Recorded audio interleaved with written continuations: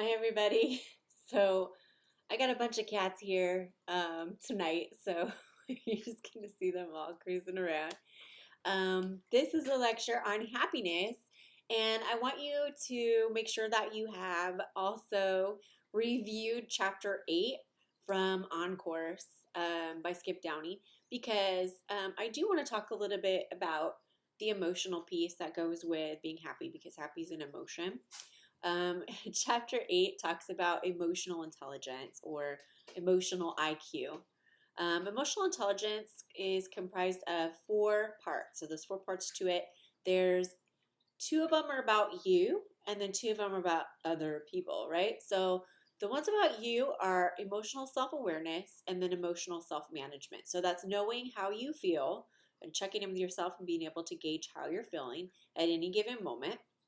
And then emotional self management, which is figuring out how to not lose your shit in front of other people, right? So holding it together, managing those strong emotions so you can do the right thing, the adult thing. Basically called being an adult is managing your emotions, right? When we're kids, we don't know how to do that. When we become an adult, we got to learn pretty quickly how to manage our own emotions so we don't do a bunch of crazy stuff, right? So the other part of it is about other people, and that is people who, so social awareness is the first one, or empathy. And that is being able to put yourself into someone else's shoes and imagine what life would be like to be them in the situation that they're describing to you. Instead of just being sympathetic, which is like, this is how I would feel if I was in that situation. It's more like, no, this is how this person would feel in this situation. Okay, so it's about taking that step a little further. And then relationship management. Okay, so relationship management is dealing with other people and our strong emotions that we have in relationships with skill and harmony. So that means you do kind of have to have some experience with relationships and with dealing with others in order to effectively navigate those tough situations with other people. And the best way to be good at dealing with relationships is to be good at dealing with yourself. Because if you can manage your own self, that means that even when you're in a relationship interaction, you can manage at least your half of the interaction like an adult. And that's what you need to be able to do. So, all of these things are important in terms of being happy because obviously, if we can't manage our emotions or deal with our emotions, then we're not going to be so happy because other people are not going to be able to deal with us and we won't be able to have relationships and other meaningful interactions with people. And for a lot of us, that's a big portion of what makes us happy is, being able to be with other people and live and love them. Now, I know not everybody's like that. Some of you guys are like, no, I do not want to deal with other people. Well, I'm going to challenge you a little bit and say most people do want to deal with other people. Maybe not a large amount of people, but at least those people that they care about and love. So maybe your parents or your siblings or your best friend or whatever. You want to be able to manage your relationships with them effectively, right? And so the best way to do that is figure out how to be an autonomous adult that can manage your own emotions, then worry about how to deal with other people and their emotions. So, in terms of being happy, what makes people happy? Well, I do have some of the research up for you in a PowerPoint presentation, so you can take a look at that. But I can tell you that some of the things that you might think make people happy are not really what make people happy. So let's go over those things. So being an overachiever, so a lot of people think if I have more achievements, if I do more stuff and get more awards, then that will make me happy. But the truth is, awards, they feel good for like a few minutes and then you kind of forget about them. I have a whole bunch of trophies somewhere in my house, but honestly, don't really care about those so much anymore. I got them when I was playing soccer growing up. And cool, it's awesome that I have them, but like they're literally collecting dust in my mom's garage as we speak. And she could have given them to me a million times, but I'm pretty sure every time she's like, "Do you want all your old trophies?" I'm like, no, where am I going to put those? So, I mean, awards and accolades and trophies and things like that, they feel good for a little bit, but they aren't really what lead to happiness. Um, Multitasking. So, a lot of people feel like they're such great multitaskers, but the truth is, they're not actually so good at multitasking. In fact, no one is. No one's good at multitasking. So, multitasking is really a task called divided attention. So, that means that, like, if I have my phone here and I start getting involved with it, then I'm not paying attention to you guys anymore. And if I'm paying attention to you guys, then I'm not really paying attention to what's going on my phone. And when I start getting engaged with too, like I'm trying to have an interaction here on Facebook, but let me see. Oh yeah. So I'll put something on my wall. That's interesting. My cat just totally fell off the window. It's funny. So anyway, when I'm multitasking, I'm not really paying attention to anything. I'm dividing my attention between a few different things, but it's not really helping me. I'm not really doing a good job at any of the things. So that's why multitasking kind of sucks, because it allows you, it keeps you from being in the moment and really absorbing what's happening around you. And it keeps you kind of always sort of on this anxious, like, I gotta pay attention to my phone. I gotta pay attention to this and I gotta pay attention to that. So it's kind of stressful. Money does not make people happy. Hate to break it to you, but even rich people are miserable. Fame. Oh yeah, a lot of people think like, oh, fame's gonna make me feel so happy, and once I become famous, nope. I've met a lot of famous people, and one thing they all say is, I didn't think it was gonna be like this. To which I always answer, well, how did you think it was gonna be, and how is it different? And the big question, all right, because the big answer is, I didn't realize how annoying it would be to have people constantly watching everything I do. That it would make you rethink everything. So, like, even what you ate for breakfast could be reported on. Like, guess what Angelina had for breakfast this morning? So, nobody wants to have their breakfast reported, I'm sure. You kind of lose some of your anonymity and your privacy. And so, being famous actually kind of has more downsides than upsides, unless you're all about money. But like I said, money doesn't make you happy either. So overworking yourself does not make you happy. So if you're like, if I just work harder, then I'll be happy. No. I mean, it's good to find a balance. You want to work enough to where you're productive and feeling good, but you don't want to not work at all, because that also would not make you happy. That was the next one, laziness. So laziness makes people miserable, to be honest. So the lazier you are, the less you're doing to, I guess, work towards something you enjoy or toward a goal you have, then you're going to feel crummy. Underachieving or not working to your potential also makes people unhappy. So, when people are always saying, like, you have so much potential, I wish you would just do something with that. They're just trying to make you happy. That's it. They just want you to be happy, okay? And then lastly, back to my phone, technology makes us unhappy. So this video might actually be making you unhappy. I don't know. But we don't have a choice right now. It's kind of like we can't do live lectures. But that's okay, right?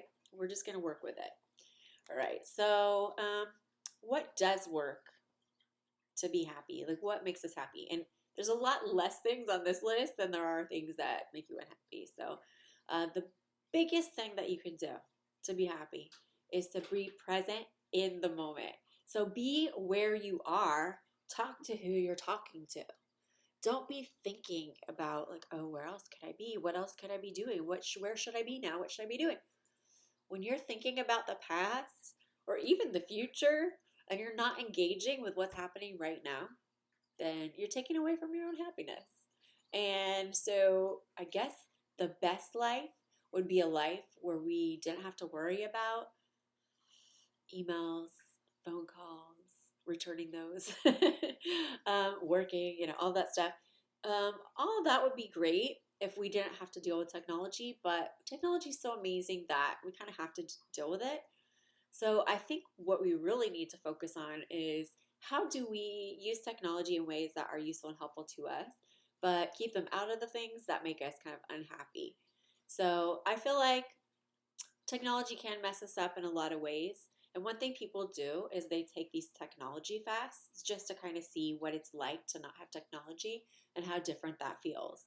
So they actually have, I guess, vacation destinations where you could just go without your phone Like you just leave your phone and don't ever take it with you. And there's no TV, there's no video games, there's no nothing. There's just you and whoever you brought with you and some other people that might also be vacationing there. And from what I understand or from what I hear from people who have done technology fast, they are actually very, very satisfied and happy with the fast when it's over. They actually don't want to go back to using their phone and watching TV and having technology. The closest I've ever come to that is one time I sent my son to, gosh, let me think about what it was called. I can't remember the name of the camp. Nawakwa, Camp Nawakwa. So I sent him to Camp Nawakwa for a survival camp. Okay. And I wasn't sure what was going to happen to him because this kid was addicted to technology. Like he would sit there on his computer and code, and he really, really loves technology, video games, phones, everything. So when I took him there, and they literally took his phone out of his hand and said, you either have to turn this in here or give it to your mom because you're not going to need it here. And I think at the time he was like 12. And he was like, Mom, I can't believe you're sending me to this camp. They're taking away my phone. But I did let them store it there just in case, like, he might need it. I came back to pick him up. The kid did not even look like my kid. He was smiling so big. I couldn't believe it. And I asked him, what happened? Why are you so different? And he said, Mom, for the first time in my life, I realized what my ancestors must have lived like. And I was like, okay, what do you mean by that? And he said, well, I got to be in the woods, seeing the sky, all the stars, smelling the pine, everything. And I wasn't distracted by my phone because I didn't have it. I got to talk to all these people. I made friends. He just looked so happy. And in some ways, it made me kind of wish that he had been raised in a different time where maybe we didn't have technology. That would have been cool. He would be a completely different person if technology wasn't a thing, I'm sure. And I'm sure a lot of us would too. We had technology growing up for me, but when I say technology, I guess I'm talking about like cell phones and the internet and computers, because I remember a time where we didn't have all that stuff. I'm old. So yeah. So meaningful interactions is the next thing that kind of makes people happy. And that's when you really hit it off with somebody and you're able to kind of talk and have a deep conversation where you really feel connected with them. And I still have conversations like that all the time, even though we're in this technology world. So just because you have technology does not mean that you can't have meaningful interactions with other people. And sometimes my meaningful interactions happen on the computer, like this one we're having now. Where else can you get like a bunch of cats like destroying some blinds and me in the same video, except for right here, so you guys got it good. So meaningful interactions are fantastic. Okay, giving tasks your undivided attention. Well, it's kind of hard to do with like literally these cats just destroying my blinds, but it's kind of funny too. I don't know why they're so cute. So ironically, giving tasks your undivided attention is what makes you happy. But sometimes it's the interruptions that also make you happy. So, all right, creating flow is the next one. So let me explain what flow is. Flow is when you're doing an activity that's just a little bit past your level of difficulty. It's like a little bit too hard, but not so hard that you're stumped, right? And something that you enjoy doing. So I feel like I create flow a lot when I'm writing. So I'm a writer kind of on the side. So I'll sit down and I'll look at the outline of what I'm supposed to write. And then I just kind of put on my noise canceling headphones because I have ADHD. And I also grab, something close by like this that I like to play with, just so if I need to think, I have something to kind of mess around with. This is my sensory tool because I actually have a bunch of them kind of laying around, but this is the only one within reach. Just a little clip I got from the 99-cent store. It's magnetic too. So anyway, I will play with that a little bit, and then I'll just sit down and be like, okay, I'm going to write. Next thing I know, it's just like hours have gone by, and I've written like this whole amazing piece, and I'm like, wow, I didn't realize like 2 hours went by. But I'm having such a good time, and I'm so immersed in what I'm doing that hours can go by and you don't really notice until you look at the clock. So when you're in a state of flow, you sort of lose yourself in the task, and you're not necessarily not thinking, but your thoughts are flowing so freely and clearly that it comes easily and naturally. And I feel like the more you practice something, the more you get good at something and master something, the more flow you create in your life. So when I first started writing 5 years ago, I just literally decided I'm going to become a writer. I'm going to start working on writing. And I just went online and started looking for places where people did blogs. I chose Tumblr as my blog place of choice. And I started looking at what other authors were doing on Tumblr. And I started kind of trying to do stuff like that. And when I first started, it was really hard. Like every time I would go to write something, I'd be like, what do I write? But as time went on, I got better and better. Next thing I know, it's like writing is just part of me. And I can't imagine life without it. That's what flow is like. Okay, so creating flow is a fantastic thing.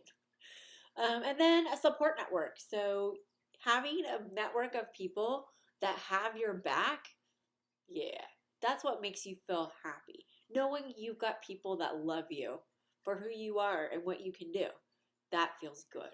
So your support network it can be your family if you have a family that's supportive, but not all of us have supportive families. Let's be honest. So some of our families are kind of dysfunctional, and maybe we don't have family that really cares and is there for us. So in that case, don't worry about it. If you have great family, cool, lucky you, hang on to those. But you can create your own support network of whoever you want, just as long as those people in your support network are people who are going to have your back when you need help. So these are people that really care about you and will come through for you if you need them. All right, so I'm in a lot of people's support networks. I try to do my best to give as much as I can when I can. But like I said, sometimes I can give a lot. Sometimes I can't because I don't have it to give.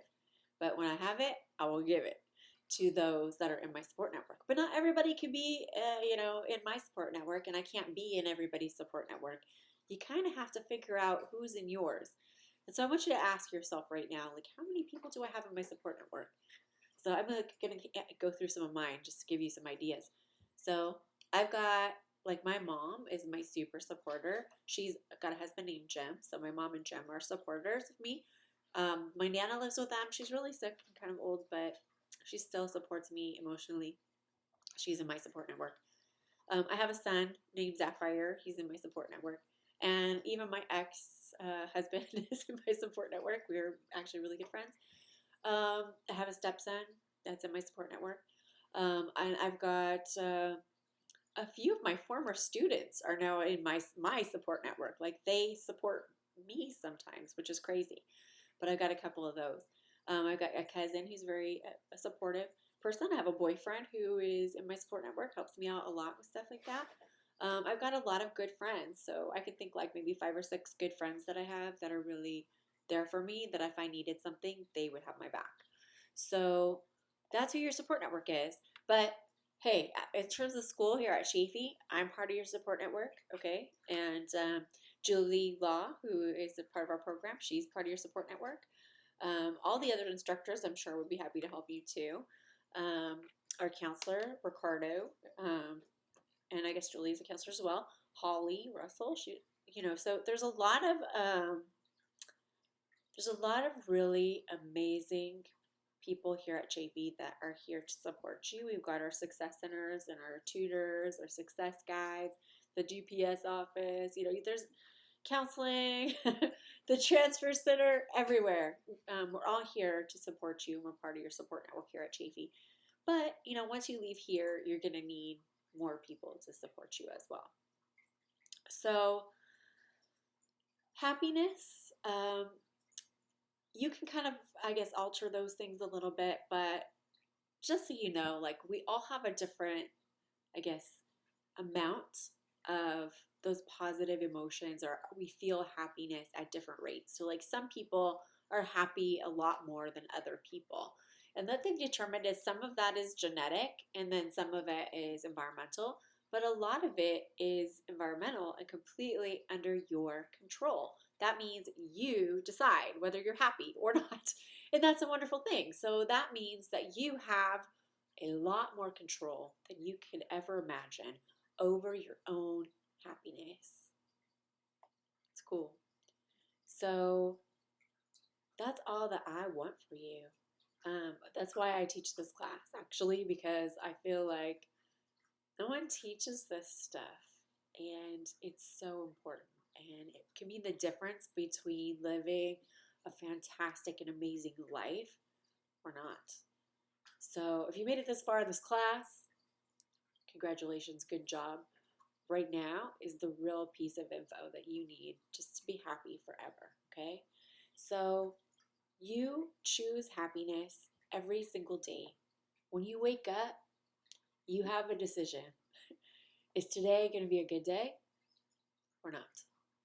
And for a lot of us, those inner voices in our head, those negative voices, are saying negative things to us, like, no, today's going to be a terrible day, just like every other day, But you just as easily could tell those voices to shut up and say something else instead. No, shut up. That's not true. Today is going to be a good day. And every other day from here on out is going to be a good day, because you know what? Now I'm in charge. Happy Amy is in charge. We are going to be happy, right? Of course. In order to be happy, you still have to feel all the other emotions. You still have to unpack all that negative stuff that you've been stuffing down for many years. But you can be happy while you're doing that. You just have to say, okay, I'm not going to be always feeling 100% joyful every second. Happiness isn't necessarily about walking around like this all the time, okay? It's about feeling confident that you can control your emotions in any situation, and that you can control your behavior in any situation, and that you can control your thoughts. So controlling your thoughts, emotions, and behaviors are actually the key ingredient to being happy and living a good life. Because if you have yourself in control, then the world is whatever you want it to be. You can go after whatever you like, and you can deal with the way people react to that in a really effective manner. You don't need to fight with people anymore. You don't need to make excuses, because you're taking responsibility for yourself. So let's talk about how to make happiness a choice, like on a daily basis. Like, what does this look like? Okay. So first of all, you should be doing your affirmations, because that's a way that you choose your thoughts every single day.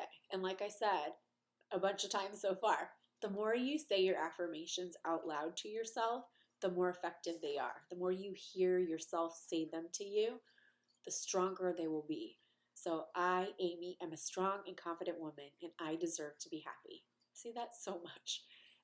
But I believe it, and it's come true for me. Like I wrote that affirmation at a time when I couldn't barely even imagine like having happiness, and now I'm happy every day. So I really believe affirmations are the way to, I guess, restructure your thoughts, to restructure your brain to make you the happiest person that you can be.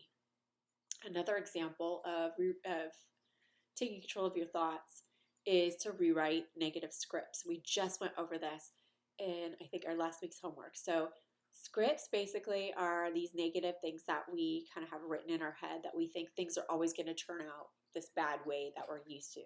So why even try? Because it's just going to end crappy again, like it did last time. So that'd be like me saying, well, my relationship with my husband didn't work out. and we got a divorce. So I should never get married again because that one was so crappy. And the next one's probably going to suck too, right? So when you have an old negative script like that, like marriage is bad, the reason why I have that script is because my parents got divorced.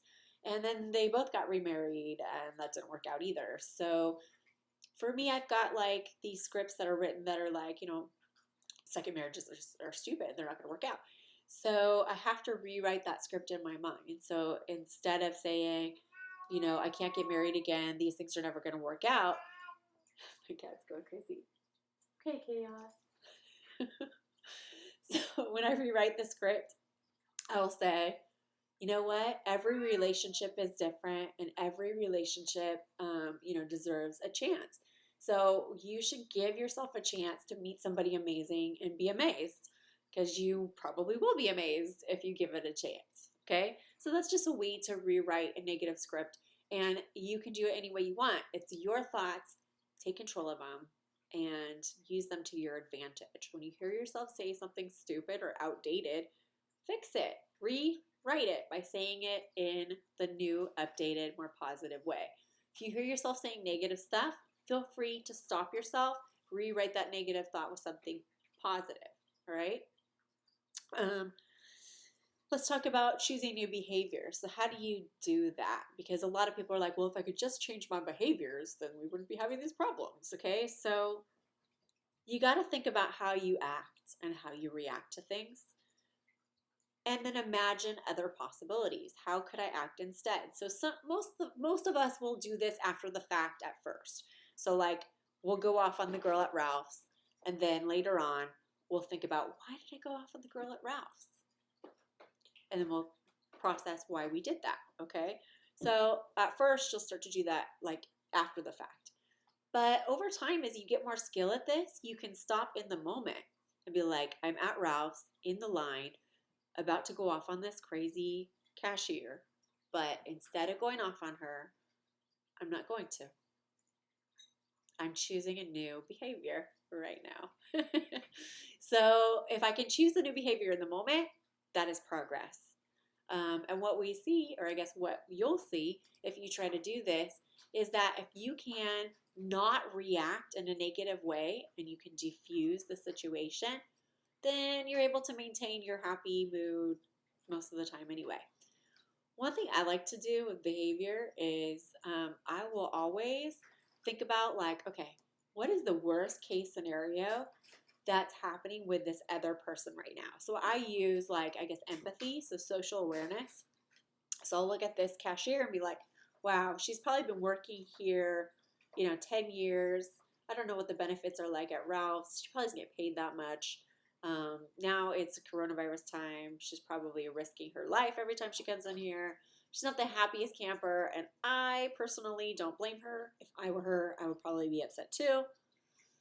Okay, so trying to think about things from other people's point of view, like maybe it's not about you. Maybe it's about other people. Like maybe you need to exercise some empathy and show these other people like, hey, I could be rude right now, but instead I'm going to be coming at you with empathy because I can tell that you're having a rough time and you need that instead. So you could be that person that is just a little bit above, the negative interaction, and maybe leave somebody who you could have had a negative interaction with a positive interaction instead. And if you can do positive interactions wherever you go, then, you feel a lot better. You have nothing to dwell on. You have nothing to wonder about. You don't have anybody to hate. It's kind of nice. So if you can basically push pause and think about what you're doing in the moment, then you've graduated from, being, I guess, self-aware to managing your emotions. Okay, so knowing how you feel is one thing, but knowing how to manage your emotions in that difficult situation, that's a skill, all right? And that skill is part of what makes happy people happy, is that they're able to navigate through some of these difficult and stressful situations without creating more stress and drama. So part of it is, yeah, keeping that low drama lifestyle. Right, and then lastly, choosing your emotions. If you choose to be happy when you wake up in the morning, and you can keep making that choice every hour throughout the day. Just check in with yourself every once in a while and say, how's the happiness thing going? And if you can answer, yeah, I'm honestly feeling pretty happy. So a lot of people ask me, so Amy, are you happy all the time? Because you always seem pretty happy. And the answer is no, of course I'm not. I have a full range of emotions that I feel on a regular basis. And sometimes I get angry, and sometimes I lose it. And sometimes I wish I could take it back. But one thing I can tell you is you never know who the other person is going to be. So, like, what if I had an altercation with this cashier and then it turned out she's dating my son or something? I mean, would that be horrible? So, you never know who someone's going to be in your life or how you're going to run into them again. Just because you're used to somebody being a stranger does not mean that they're always going to be a stranger. And remember the relationship bank account. Every time you have an interaction with somebody, you're opening up this relationship bank account. And you may think, I'm never going to see this person again, but maybe they're going to be your boss next week. You don't know. So, how you treat people is important, but it's also important how you treat yourself. So, I want you to think about this. You have a choice every single day. Do you want to be happy? If you do, then all you gotta do is choose happiness. It's that simple. All right, guys. Bye for now. Say bye, kitties.